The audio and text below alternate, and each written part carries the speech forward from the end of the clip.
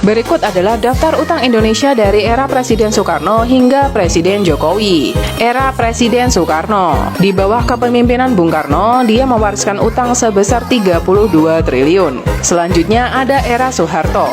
Utang di masa pemerintahan Soeharto berada di kisaran 551,4 triliun. Era B.J. Habibie. Setelah Soeharto dilengsarkan pada tahun 1998, warisan utang negara diberikan kepada Presiden B.J. Habibie. Utang di era Habibie sekitar 938,8 triliun. Era Presiden Gus Dur.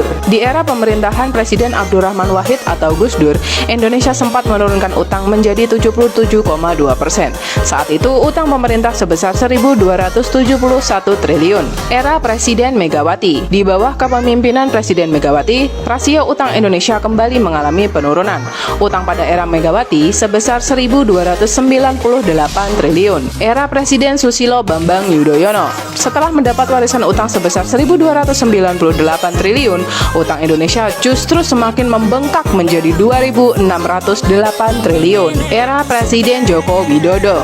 Kementerian Keuangan Republik Indonesia mencatat sampai akhir Desember 2020 total utang pemerintah mencapai angka 6.074 triliun. Berdasarkan catatan Bank Dunia, utang luar negeri Indonesia naik lebih dari 2 kali lipat dalam 10 tahun terakhir. Utang luar negeri Indonesia paling banyak berasal dari Singapura yang mencapai 67,93 miliar, disusul dengan Jepang sebesar 29,3 miliar dan Tiongkok 20,3 miliar. Selain ketiga negara itu, Indonesia juga memiliki pinjaman dari Amerika, Australia, Austria, Hong Kong, Korea Selatan, Inggris, Swiss, dan berbagai negara lainnya. Nah, gimana nih menurut kalian? Kira-kira tahun depan nambah nggak ya setelah ganti presiden? Komen dong.